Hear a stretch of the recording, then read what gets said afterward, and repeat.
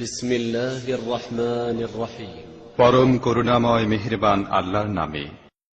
ومن أحسن قولا ممن دعا إلى الله وعمل صالحا وقال إنني من المسلمين।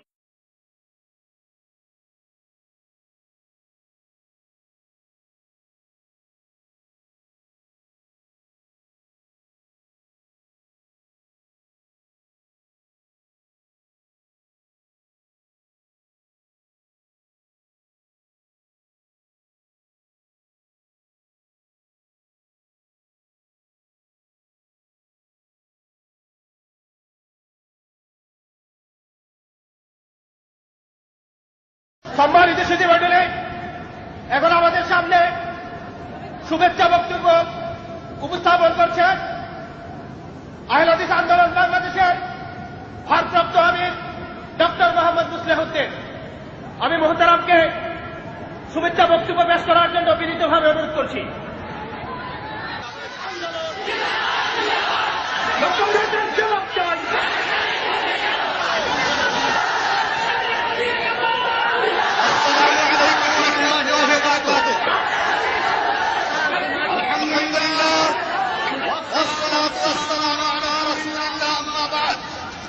সম্মানিত সভাপতি সাহেব, উপস্থিত রাজনীতিবিদ, চিন্তাবিদ, আহলে হাদিস আন্দোলন ও যুব সংঘের সদস্যবৃন্দ, গোয়েন্দা বিভাগের সদস্যবৃন্দ, এনএসআই, ডিজিএফআই, সিআইডি, এসপি সহ প্রশাসনের কর্মকর্তাবৃন্দ, রাজনৈতিক নেতৃবৃন্দ এবং সারা দেশ থেকে আগত লাখো আহলে হাদিস জনতা, আজকে 15টি মাস যাবৎ আমাদের নেতা এবং কর্মীদেরকে বন্দী রাখা হয়েছে জেএমবির মিথ্যা অপবাদ দিয়ে। আহলে হাদিসরা ভুই ফোর কিছু নয়, ভারতের রাজনীতি তারা করে না।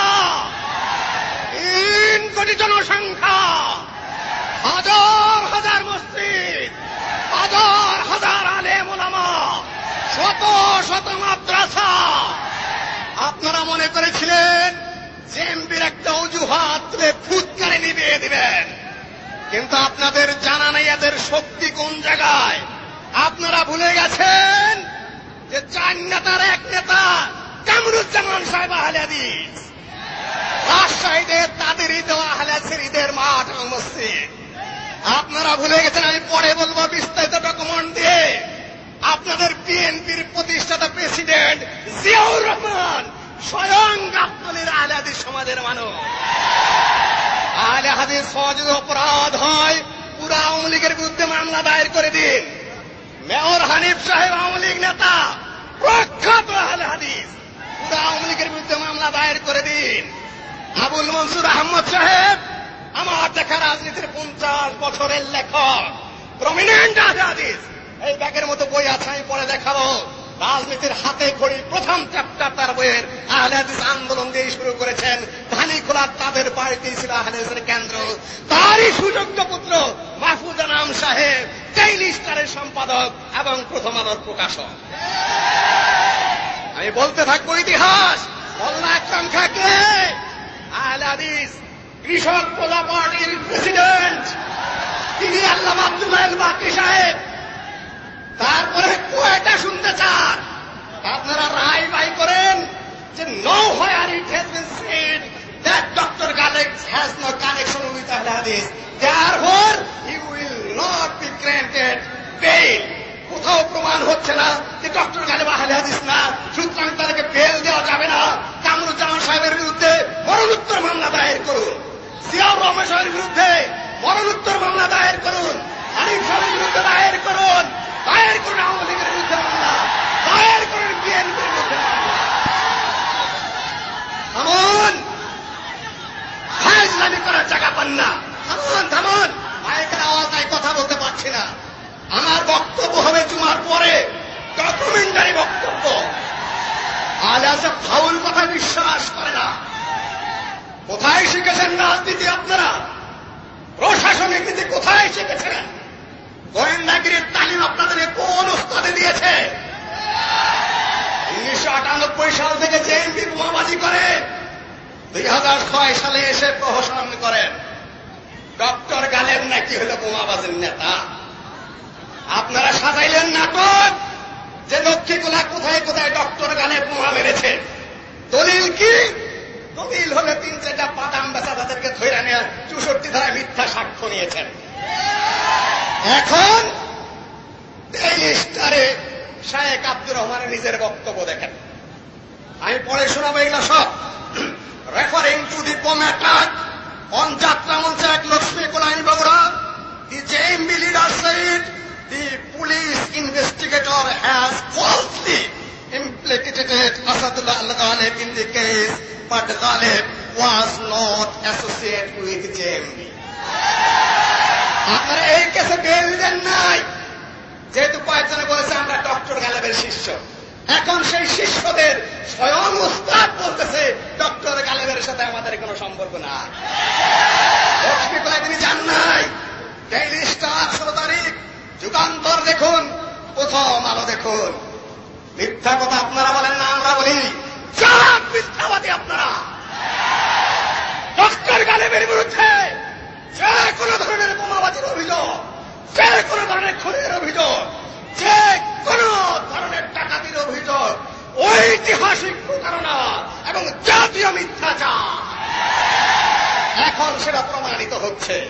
সাংবাদিক ভাইদের দৃষ্টি আকর্ষণ করব, আপনারা বহু কাহিনী রচনা করেছিলেন ভুল বুঝাবুঝির মাধ্যমে। কোথায় ইরাক, কোথায় হানিফ পালোয়ান, আপনারা টঙ্গীর সাথে যোগাযোগ করে দিলেন যে 12 জঙ্গ করে মর্দ কেতাবে খবর, 13 জঙ্গের লেখা যায় টঙ্গীর শহর। কিছু দূরে গিয়া মর্দ রওনা হইল, ঘোড়ায় চড়িয়া মর্দ হাঁটিয়া ছুটিল। এই সাজরে মারে করা হানিফ পালোয়ান, চিত্তর হইয়া পেরা গেল বিবি সোনাবান। কোথায় ইরাকের হানিফ পালোয়ান, কোথায় টঙ্গীর সোনাবান? ডক্টর গালেবের জড়িত করে ফালতু কাহিনী হাজার হাজার রচনা করলেন। আপনারা লিখলেন ডক্টর গালেবের 14 বার না 24 বার ভারতে গেছে। 2000 সালের পরে আল্লাহর কসম ডক্টর গালেব একবার বাংলাদেশের বাইরে যান না।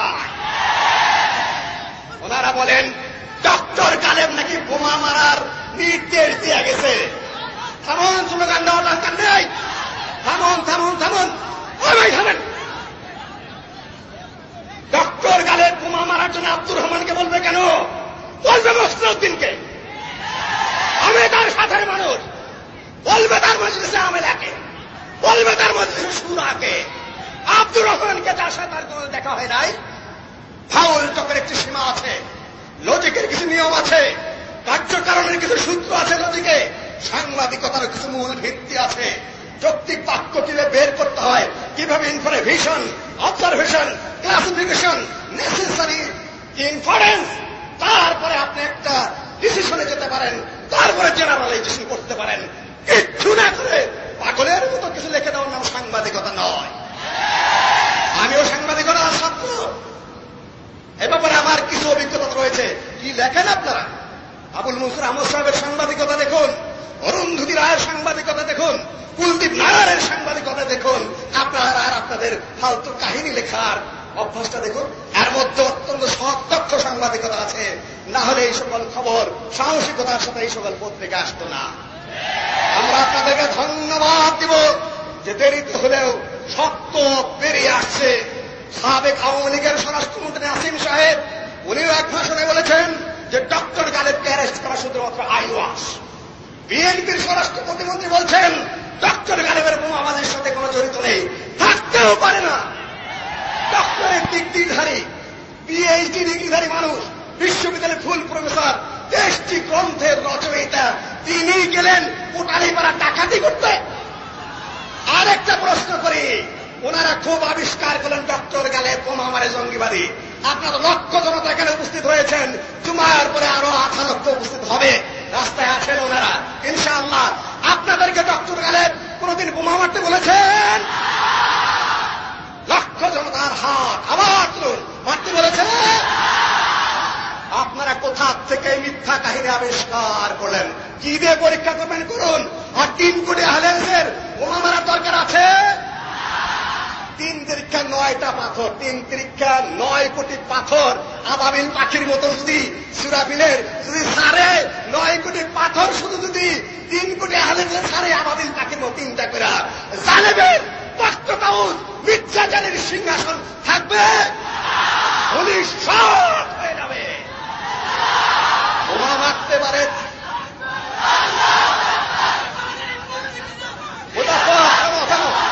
বোমা মারার দরকার নেই।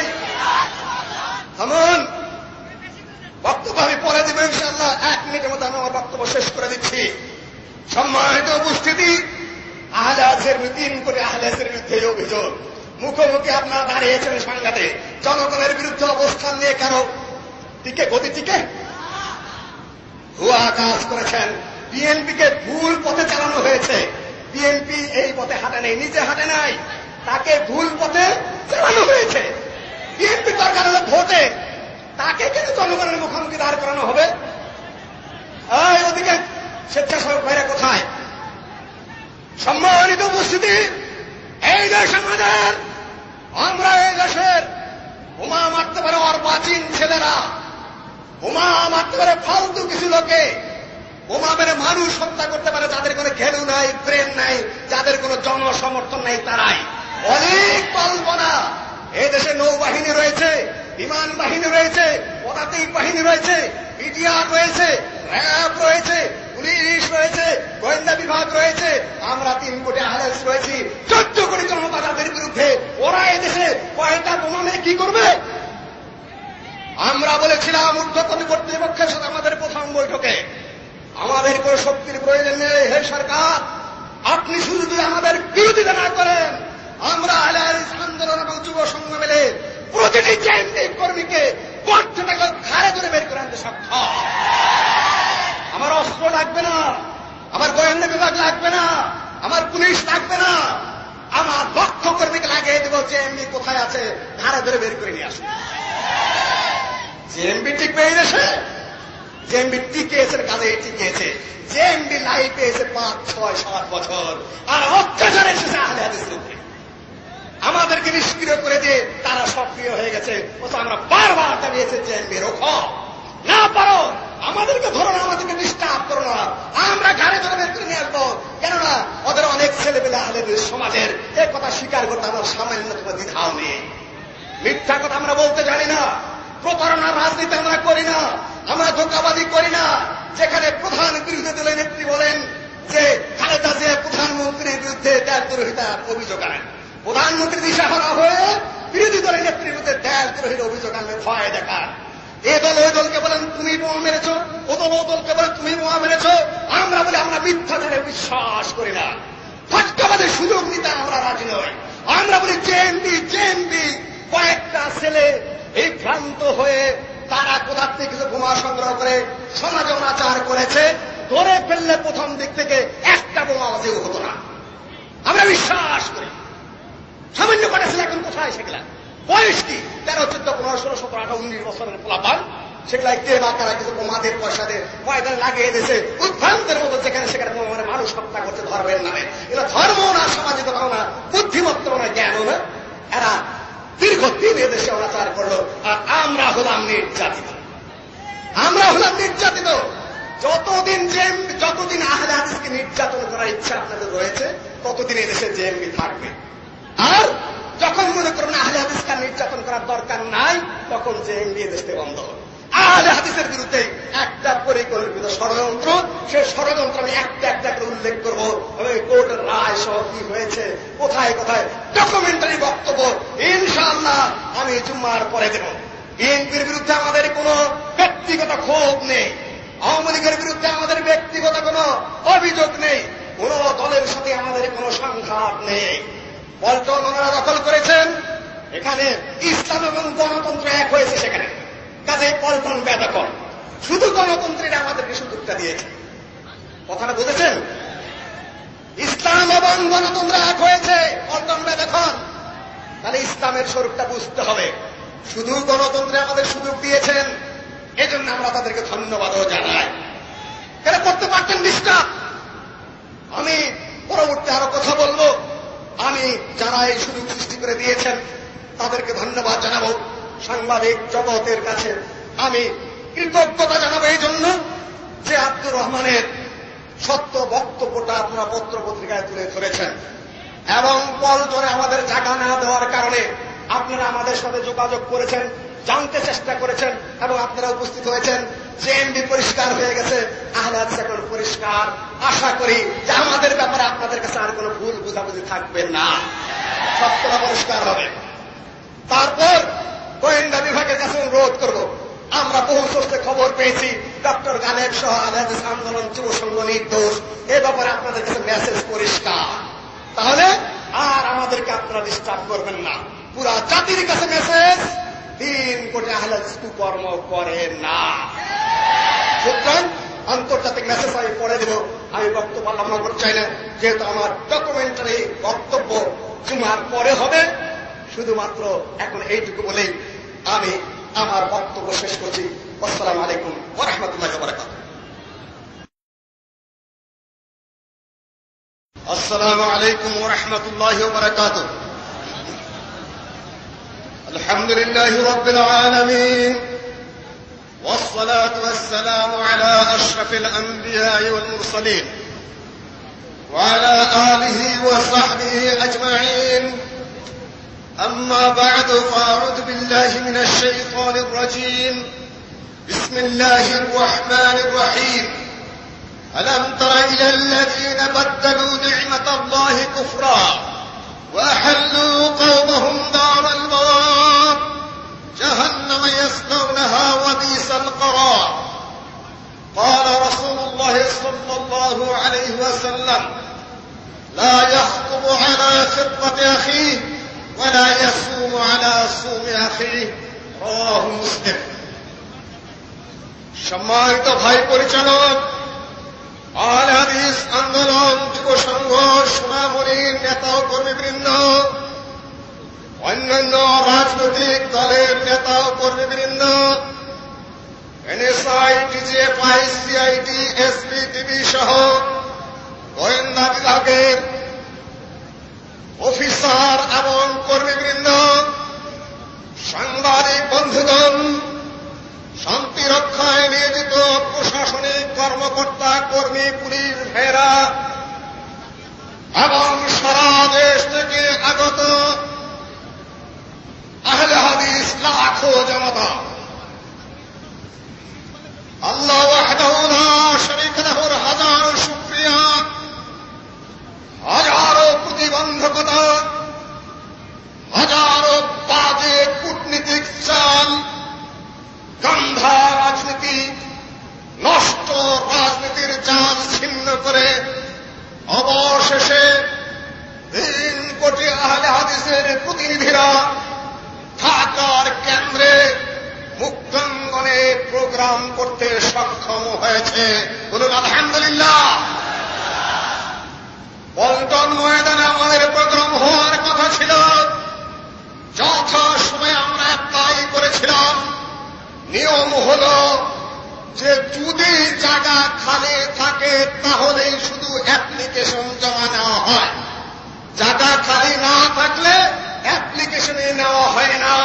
আমাদের দরখাস্ত নেওয়া হয়েছিল, তার মানেই হল সময়টা খালি ছিল। যেদিন ডেট তার 2-3 দিন আগের থেকে জায়গা ছেড়ে দেওয়ার নিয়ম, কেন প্যান্ডেল করতে হবে। 2টি ডেট আমাদেরকে দেওয়া হয়েছিল, 26 তারিখ এবং 2রা জুন। কোন অজ্ঞাত কারণে আমাদেরকে ডিঙিয়ে সেই সময়ে অন্য আরেকটি দলকে দিয়ে দেওয়া হল, সেটা এক দুর্বোধ্য রহস্য। আমরা 3 কোটি আহলে হাদিসকে দেশের নাগরিক নই।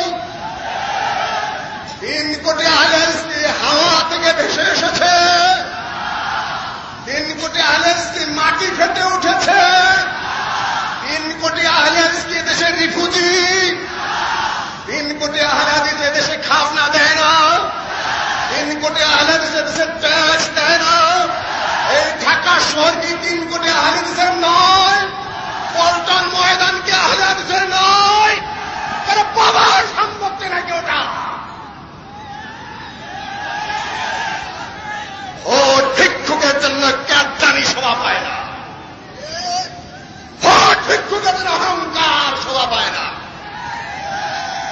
ক্ষমতায় পাঠাই নাই, দায়িত্ব দিয়েছি দেশ পরিচালনা। আজকে তুলেছি, কালকে নামাবো। কোথায় শিখেছে এই গণতন্ত্র? কোথায় শিখেছে ইসলাম? কোন ইসলাম তোমাকে পারমিশন দিয়েছে একজন যদি কোন জায়গার জন্য দরখাস্ত করে সেই জায়গার জন্য দরখাস্ত করা হালাল? মুসলিম শরীয়তের হাদিস, ইসলামপন্থী ভাইরা আহলে হাদিসের কাছে হাদিস শিখো। বিয়ার প্রস্তাব যদি কেউ দেয়, সেই প্রস্তাবক সরে যাওয়ার আগ পর্যন্ত আরেকজনের প্রস্তাব দেওয়া হারাম। কেউ যদি একটা জিনিসের দান করা শুরু করে, সেখানে আরেকজনের দান করা হারাম যতক্ষণ সে সরে না যায়। কেউ যদি দরখাস্ত করে কোথাও, সেখানে উপরে আরেকটা দরখাস্ত করা হারাম।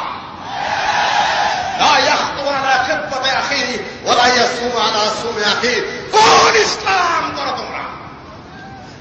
আমি নাম ধরে বলতে চাই না, আকলমন্দের জন্য ইশারায় যথেষ্ট। সম্মানিত উপস্থিতি, 4.5 বছর অতিবাহিত হয়ে গেছে। ইসলামের পক্ষে পার্লামেন্টে একটি বিল উঠেছে, ইসলামের বিরুদ্ধে একটি আইন রদ হয়েছে।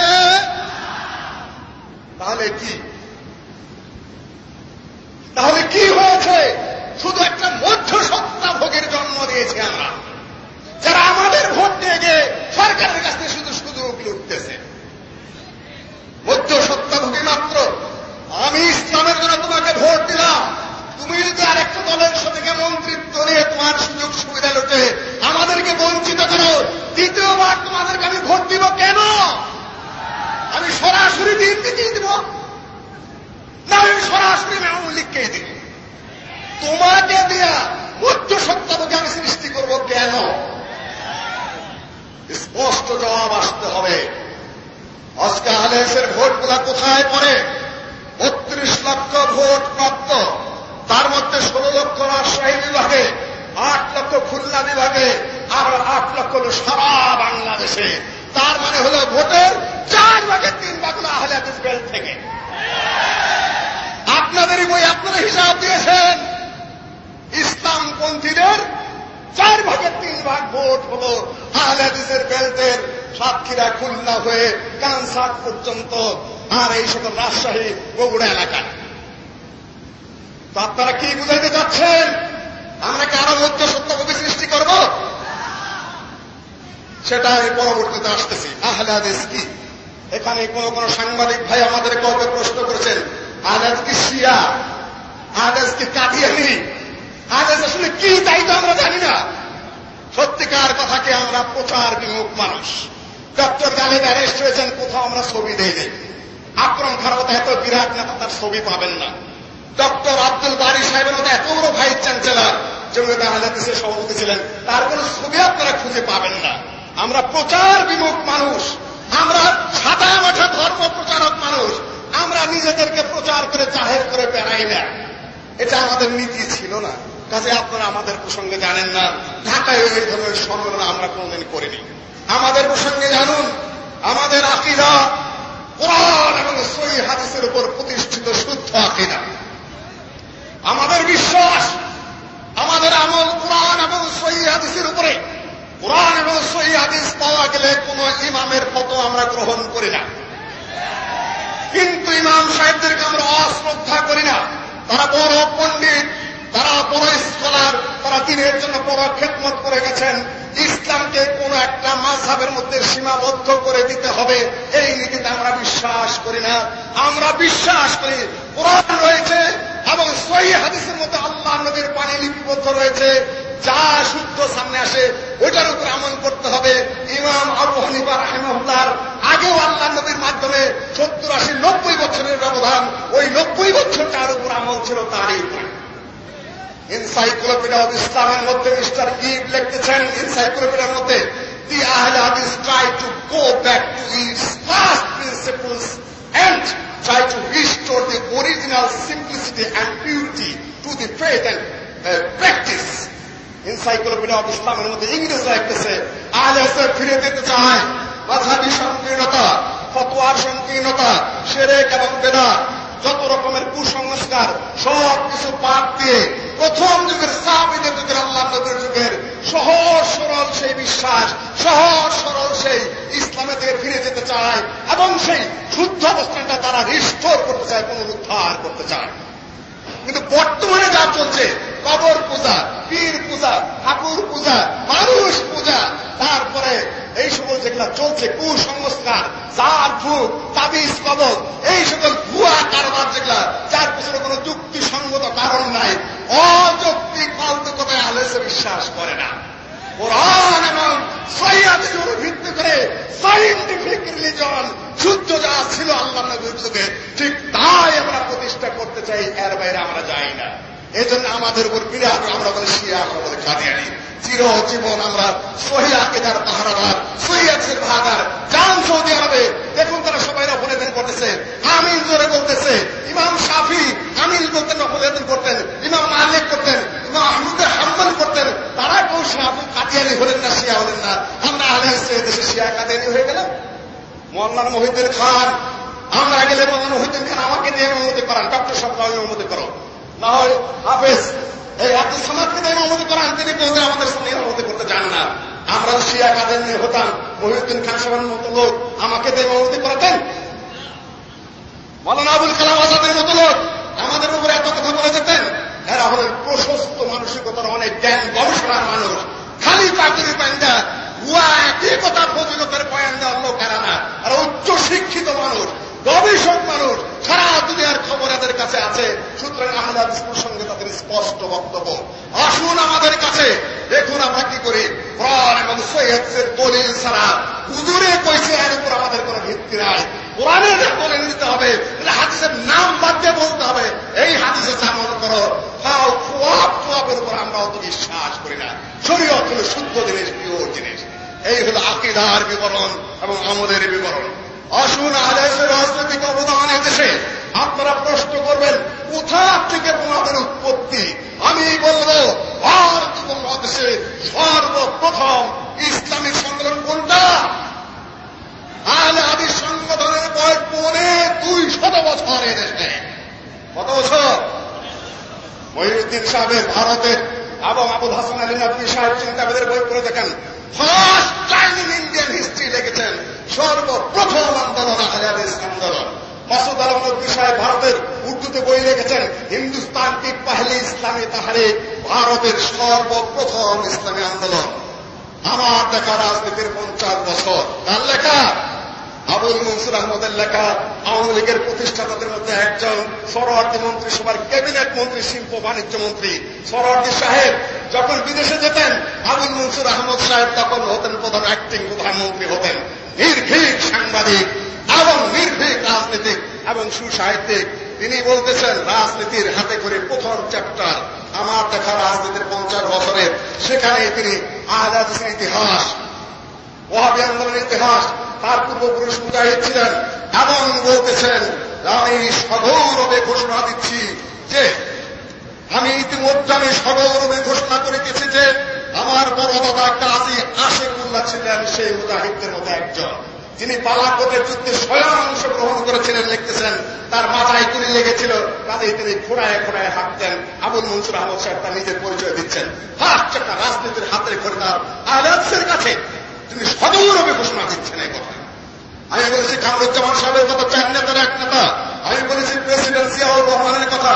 আমি বলেছি কৃষক প্রকার পার্টির প্রেসিডেন্ট যার আন্ডারে কাজ করেছেন আবুল মনসুর আহমদ সাহেব, তিনি ডক্টর আব্দুল বারী সাহেবের বাবা আব্দুল্লাহ বাকি সাহেব। মোল্লা আকরম খাঁ সাহেব 1949 সাল থেকে নিয়ে 1941 সাল থেকে নিয়ে 1951 সাল পর্যন্ত 10 বছর মুসলিম লীগের সভাপতি। ওনারই নেতৃত্বে দেশ পুরো পাকিস্তান হয়েছিল, ভারত থেকে আলাদা হওয়া। তিনি কে? আহলে হাদিসের বিরাট নেতা এবং তিনি দৈনিক সংবাদপত্রের পিতাকে। আকরম খাঁ সাংবাদিকরা অস্বীকার করতে পারবেন না। দৈনিক পত্রিকা জনককে আকরম খাঁ, তার বাবা আব্দুল বারী খাঁ, দাদা মুফিদুদ্দিন খান মদন খান স্বয়ং বালাকোটের যুদ্ধে অংশগ্রহণ করেছিলেন। ইতিহাস এগুলা বানায় বলতেছিলেন। মেয়র হানিফ সাহেব আহলে হাদিসের সন্তান। এইরকম আপনি কত চান, কয়টা চান? একটু আগেই বলেছি যে আপনারা আহলে হাদিসের সাংগঠনিক ইতিহাস জানতে চাচ্ছেন। আহলে হাদিসের ভোগী নয়। দেখি আকরম খাঁ কোনদিন মন্ত্রিত্ব নেয় নাই, আব্দুল্লাহ বাকি সাহেব মন্ত্রিত্ব চান নাই কোনদিন দলের প্রেসিডেন্ট হওয়া সত্ত্বেও। কাদের ব্যাপারে কথা বলেন, কাদের ব্যাপারে কথা বলেন আপনারা? লজ্জা শরম থাকা চাই। আমরা প্রচার বিমুখ মানুষ। আল্লামা আব্দুল্লাহ আল কাফি জমিয়তে আহলে হাদিসের প্রতিষ্ঠাতা, তিনি প্রথম বাংলা একাডেমি পুরস্কার হওয়া সাহিত্যিক। এখন বলেন যে আপনারা এইছে প্রথম বাংলা একাডেমি পুরস্কার কে পেয়েছিলেন? প্রথম যে কোন তার মধ্যে কাফি সাহেব একজন। ইতিহাস জানার চেষ্টা করুন। আপনার আজকে একটা ফালতু রাজনীতি করেন, লেখা না পড়া না, ইতিহাসের চর্চা না, দুই বছর না, পেশা শক্তি খাটিয়ে মস্তানি করে তারপরে হারাম টাকা উপার্জন করে হঠাৎ নেতা বজায় যান। কাজে আপনাদের দিক বিদিক শূন্য হয়ে পড়েছেন, আদব আখলাক খারাপ হয়ে পড়েছেন, অভিযোগ বেয়াদব হয়ে পড়েছেন। না হলে এত বড় বড় মানুষদের ব্যাপারে বেয়াদবি করার স্পর্ধা কোথা থেকে পান আপনারা? আরো আসুন, এই দেশের কয়েক 3 কোটি আহলে হাদিস মানুষ সবাই জেন্দি, সবাই বোমা মারে। দেখুন আপনারা আমাদের রায় দেখুন, তাদের কাণ্ড কারখানা দেখুন। In all these appeals, there is the statement that the accused appellant is not connected with Ahle Hadith. কোন ভাবে প্রমাণিত হচ্ছে না যে ডক্টর আসাদুল্লাহ আল গালেবের আহলে হাদিসের সাথে কোন সম্পর্ক নাই। The accused appellant should not be enlarged on bail. সুতরাং তাকে জামিন দেওয়া যাবে না। আহলের সাথে কানেকশন, জামিন পাবেন না। আসুন আরো দেখুন, whether he was directly involved or not, তিনি বোমাবাদের সাথে খুনের সাথে জড়িত থাকুন বা না থাকুন, it has been already published in all over Bangladesh that Ahle Hadith are behind for explosion of bombs. সে বোমা ভারত বা মানেও পত্রিকায় খবর আসছে তাহলে ইসরায়েল সারা দেশে বোমা মারে, সুতরাং আহলে ইসরায়েল দোষী। আসুন আরো খবর দেখুন। It is not denied that accused appellant is head of militant organization that is Ahle Hadith. ইহা কখনো অস্বীকার করা হয় নাই যে ডক্টর গালেব আহলে হাদিসের সাথে জড়িত নয়। আহলে হাদিস হলো একটা সন্ত্রাসী এবং বোমাবাজ গ্রুপ, সুতরাং তাকে জামিন দেওয়া যাবে না। আবার দেখুন, nowhere it has been said that accused appellant is not a head of Ahle Hadith. তিনি আহলে হাদিসের হেড নন, এটা প্রমাণিত হচ্ছে না, সুতরাং তাকে জামিন দেওয়া যাবে না। এখন কেস কি আহলে হাদিসের বিরুদ্ধে না ডক্টর গালেবের বিরুদ্ধে? কেস ডক্টর গালেবের বিরুদ্ধে না আহলে হাদিসের বিরুদ্ধে? চক্রান্ত হয়েছে আহলে হাদিসের বিরুদ্ধে। ডক্টর গালেব মূল নয়, চক্রান্ত কয়েকভাবে করেছে। আমি খুব দ্রুত গুটিয়ে নিয়ে আসতে চাই। 3 কোটি আহলে হাদিসের বিরুদ্ধে কেউ তো মূর্খ নাদানেরা চক্রান্ত করেছিল, নাহলে জেএমবির উত্থান আহলে হাদিসকে ধ্বংস করার জন্যই হয়েছে। 1 নম্বর চক্রান্ত, এর আগে আওয়ামী লীগ ক্ষমতা আসে নাই, খালি আওয়ামী লীগ ক্ষমতা এসেছে, আহলে হাদিসের হাতে কোথায় হাত করা পড়িয়েছে। খালি বিএনপি ক্ষমতায় আসে নাই, বিএনপি ক্ষমতায় এসেছে একা, এসেছে আহলে হাদিসের হাতে কোথায় হাত করা পড়িয়েছে। এবার কি হলো, আহলে হাদিসের হাতে হাত পড়া কেন, আর 4 জায়গায় কেন আহলে হাদিসকে বোমাবাজ করা হচ্ছে? উত্তর কি? আর বলতে চাই না, উত্তর এই জায়গাতেই খুঁজতে হবে। আওয়ামী লীগ আহলে হাদিসের শত্রুতা করেনি, বিএনপি একা কোনদিন শত্রুতা করেনি। এবার শত্রুতার কারণ খুঁজে বের করতে হবে।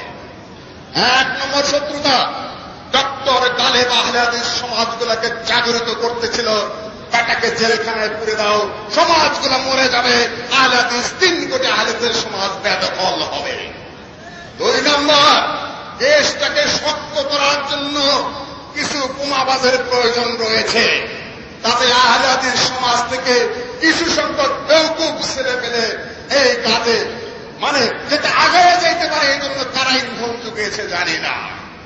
আপনারা বোমা মেরেছেন, কিছু সংখ্যক ফালতু ছেলেকে এই কাজ করানো হয়েছে গোটা আহলে হাদিস নেতৃত্বকে ধ্বংস করে দেওয়ার জন্য। 4 নম্বর, কোরআন এবং হাদিস নিয়ে যেন আপনারা সমাজে যেতে না পারেন, মানুষের মধ্যে যেন একটা বদনাম রটিয়ে দিতে পারে, 71-এর মতো একটা কেলেঙ্কারি আপনার ঘরে চাপাইয়ে দিবে, যাতে সমাজ আর বাইরে হইতে না পারেন। চিন্তা এইভাবে। আর 4, যদি বলে চোর তাহলে বুদ্ধি ওর, আপনার উপর যদি স্থায়ী কেলেঙ্কারি লাগিয়ে দেওয়া যায়, আপনার এই দেশে মুখ খুলতে পারবেন না। এই গভীর ষড়যন্ত্রের ফসল আহলের বিরুদ্ধে এই রায় তার স্পষ্ট প্রমাণ। আসুন পুলিশের এবং যেটা জবানবন্দির ইতিহাসে আসুন। জবানবন্দি দিয়েছে কে? কোথাকার নারায়ণগঞ্জের পাতামালা ধরা পড়ে বলছে ডক্টর গালেব আমার বোমা মারতে বলছে। কেসের ধারা বলুন, কেসের ধারা। ডক্টর গালেব কোদালি বেড়াতে বোমা মারছে, নওগাঁয় খেলতে হত্যা করছে, তারপর লক্ষ্মী কোলায় যায় বোমা মারছে। এগুলা ডক্টর গালেবের কাজ? যেই মামলা নিয়েছে তাই যদি নোংরা না হয়, জঘন্য না হয়, নিকৃষ্ট না হয়, চরিত্রহীন না হয়, একজন প্রফেসরের বিরুদ্ধে বোমাবাজি এবং হত্যা করে মামলা দিতে পারে না। যারা মামলা করেছেন তাদের চরিত্রের প্রমাণ হয়েছে এখানে, ডক্টর গালেবের নয়। যারা ইউসুফ আলাইহিসসালামের বিরুদ্ধে জিনার অভিযোগ দিতে পারে, যারা ইমাম আবু হানিফাকে জেলে রাখতে পারে, যারা নবীর বিরুদ্ধে চুরির অভিযোগ দিতে পারে, ওই বংশের আপনারা, ওই কায়দার মানুষ। নাহলে রাজ্য আমাদের থেকে বিদায় নেয় নেই। উদিচির বোমা হামলার দায় দায়িত্ব আওয়ামী লীগ চাপিয়েছিল তরিকুল ইসলামের উপরে। আমার সম্মানে বাধা আমি বিশ্বাস করি না। ময়মনসিংহের ছিল বোমা হামলা দায় দায়িত্ব বিএনপি সরকার চাপিয়েছে আওয়ামী লীগের উপরে। আমার লজ্জায় বাধে, আমি বিশ্বাস করি না। যিনি ক্ষমতায় চান প্রতিপক্ষকে দমন করার জন্য নির্লজ্জ মামলা দায়ের করে প্রতিপক্ষকে ঘায়েল করেন। কতদিন চলবে এগুলা? সবাই সৎ হন। আমরা আহলের পক্ষ থেকে নেতৃবৃন্দকে বলবো, আপনার সৎ হন, চরিত্রবান হন, রসুলের কাছ থেকে শিক্ষা নিন, খোলাফায়ে রাশিদিনের কাছে শিক্ষা নিন, ভারতের নেতাদের কাছে শিক্ষা নিন।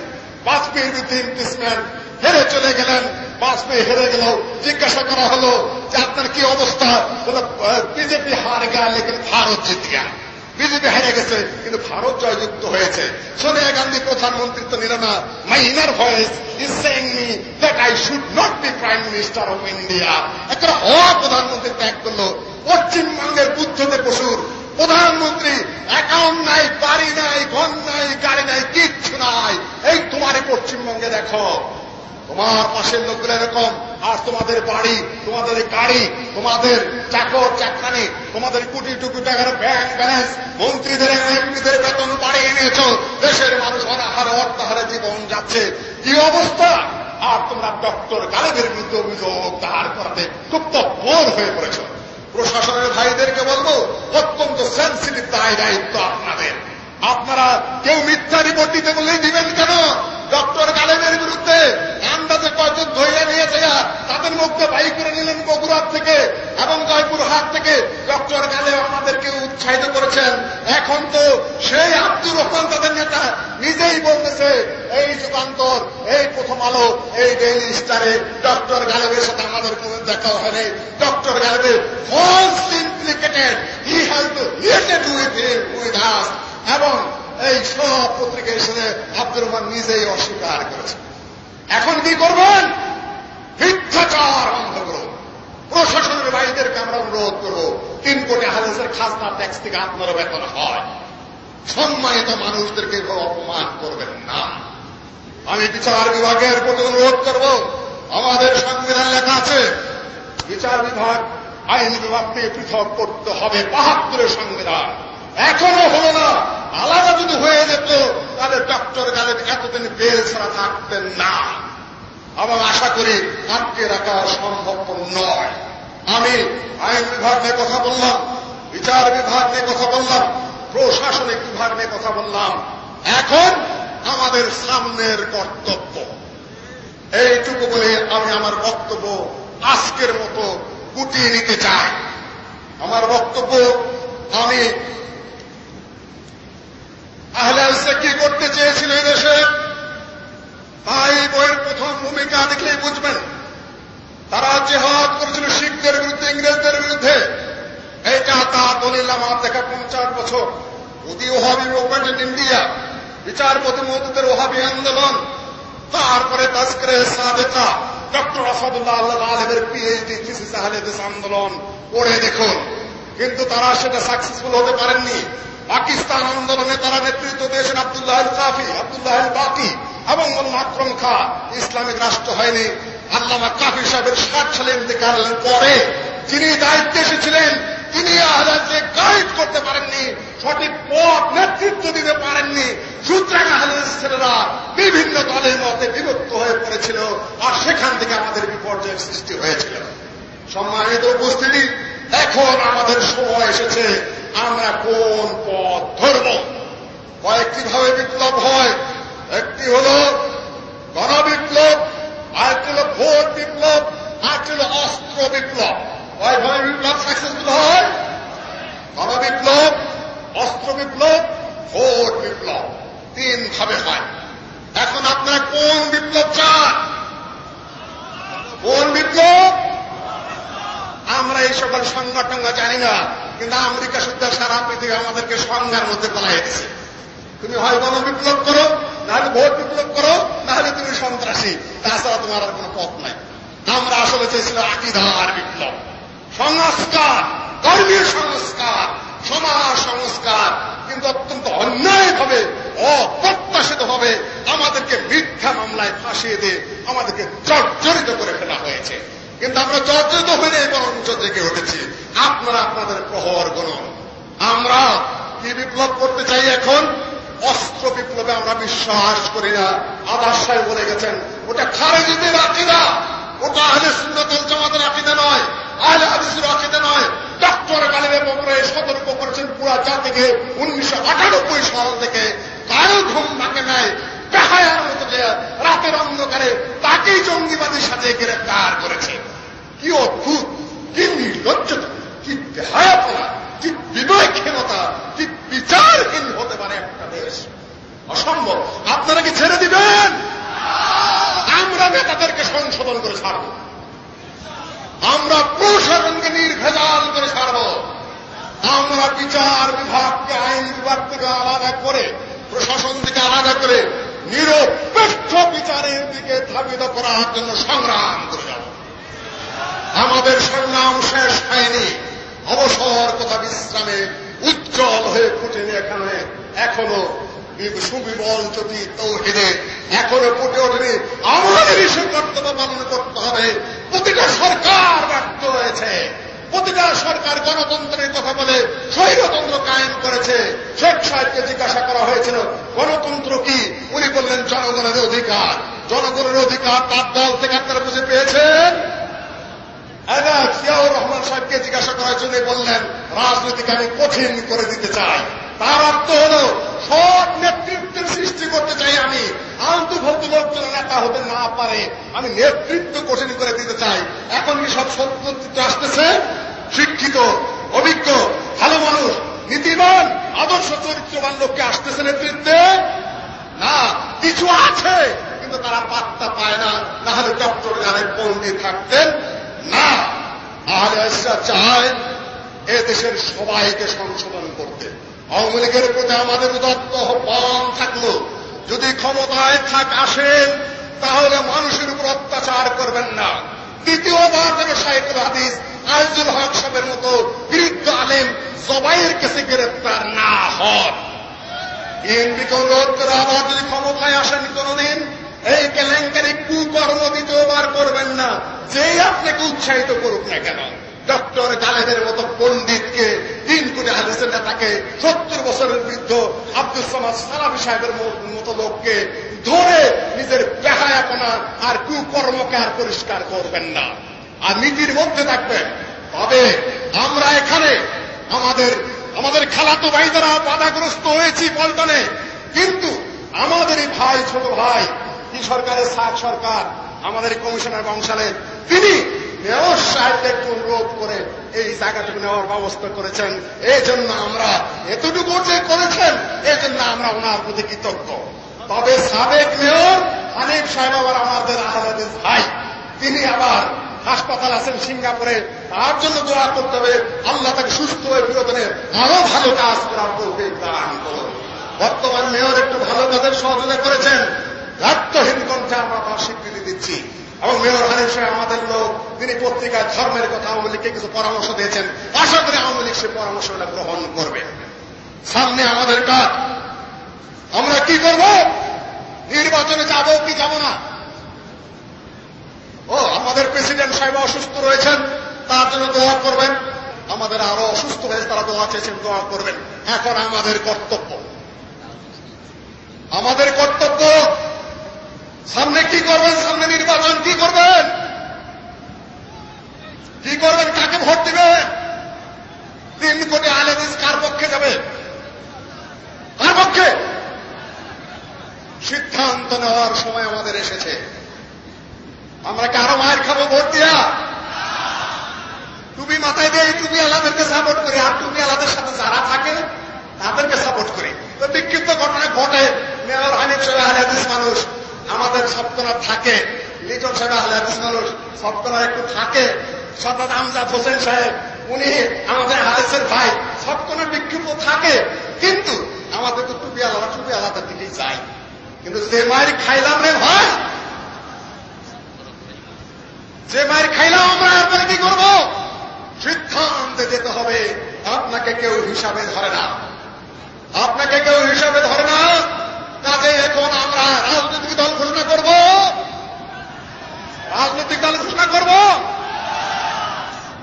আছে না আছে, আপনারা না হলে সন্ত্রাসী।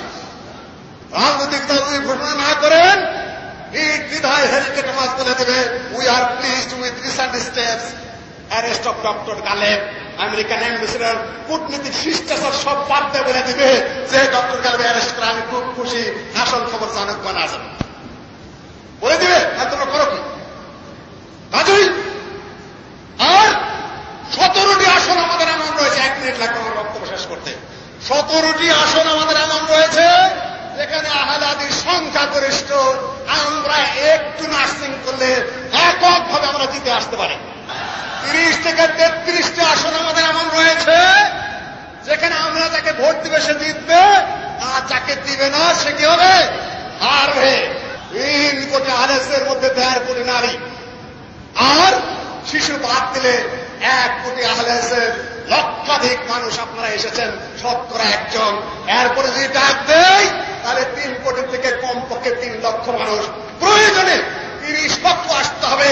যদি ডক্টর গালেবকে মুক্তি দেওয়া না হয়, ইনশাআল্লাহ এই ঢাকা শহরে 3 কোটি থেকে আমরা 30 লক্ষ মানুষ পায়ে হেঁটে পা ভেঙে দিতে পারবো।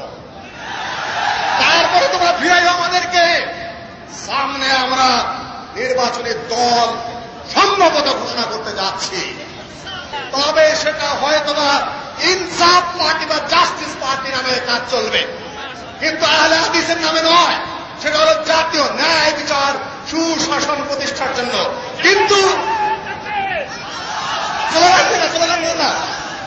কিন্তু সেটা আমিরে জামাতের ডাইরেক্ট নির্দেশের উপর নির্ভর করছে। উনি হা করেন না করেন, তারপরে আমাদের জাতীয় কর্মী সম্মেলন সেটা সিদ্ধান্ত হবে। তারপরে আমরা জাতীয়ভাবে নিশ্চিত করে দেব আমরা রাজনৈতিকভাবে দল ঘোষণা করে কার্য শুরু করলাম কি করলাম না, কিন্তু ফিল্ড ওয়ার্ক আপনারা এখন শুরু করে দেন। আল্লাহ পাক আমার গোয়েন্দা বিভাগের প্রতি আমাদের শুকরিয়া, পুলিশ ভাইদের প্রতি আমাদের শুকরিয়া, সাংবাদিক ভাইদের প্রতি আমাদের কৃতজ্ঞতা, যারা কষ্ট করে তাদের প্রতি কৃতজ্ঞতা, ট্রাফিক ভাইদের প্রতি আমাদের কৃতজ্ঞতা। সরকারের শুভবুদ্ধির উদয় হোক, যদি হয় আলহামদুলিল্লাহ। বিরোধী দলের প্রতি আমাদের কৃতজ্ঞতা থাকলো। আমাদের জন্য যারা সময় দিয়েছেন, শ্রম দিয়েছেন, ত্যাগ দিয়েছেন, সহানুভূতি দিয়েছেন। আমাদের শ্রমিক ফেডারেশন 3টাতে প্রোগ্রাম হওয়ার কথা ছিল, ওনাদের কাছে আমরা 1 ঘন্টা সময় চেয়েছিলাম। অনুগ্রহ করে ওনারা আমাদেরকে 1 ঘন্টা সময় বাড়িয়ে দিয়েছিলেন। অন্তরের অন্তঃস্থল থেকে শ্রমিক ফেডারেশনের জন্য আমরা কৃতজ্ঞতা জ্ঞাপন করি। এতটুকু বলে আপনাদেরকে একেবারে সাহস করবেন তো, এরপরে যদি কেউ আপনাদেরকে জেএমবি বলে কি করবেন? ঠিক যাবেন সোজা। কোন এক জায়গায় যদি কোন আহলে হাদিস ভিক্ষুককে জেএমবি বলা হয়, লক্ষ জনতা তার উপর আক্রমণ করতে পারবেন না। আহলে হাদিস জেএমবি নয়, বোমাবাজ নয়। কোন শয়তান, কোন প্রধান, কোন মিথ্যাভাবে যদি কোনদিন আহলে হাদিসকে আবার জেএমবি বলে, আবার বোমাবাজ বলে, তার 14 গোষ্ঠীর খবর করে দেবেন ইনশাআল্লাহ। সাহস করুন। যদি প্রতারণা চলে যমুনা ব্রিজ ভেঙে দেব, উত্তরবঙ্গ অচল করে দেব, হরতাল করে সারা দেশ বন্ধ করে দেব আমরা ইনশাআল্লাহ। তবে আমরা এই কাজের লোক নই, বাধ্য করছেন আমরা করব। সংস্কৃত পেশ করে দেবেন যেখানে গর্জনা আলে যেখানে আছেন, যে শয়তানে আপনাকে থাপ্পড় লাগে তো লাথি মেরে তো নগদ পায়, কোনো কথা নাই। أقول قولي هذا واستغفر الله لي ولكم أجمعين والسلام عليكم ورحمة الله وبركاته.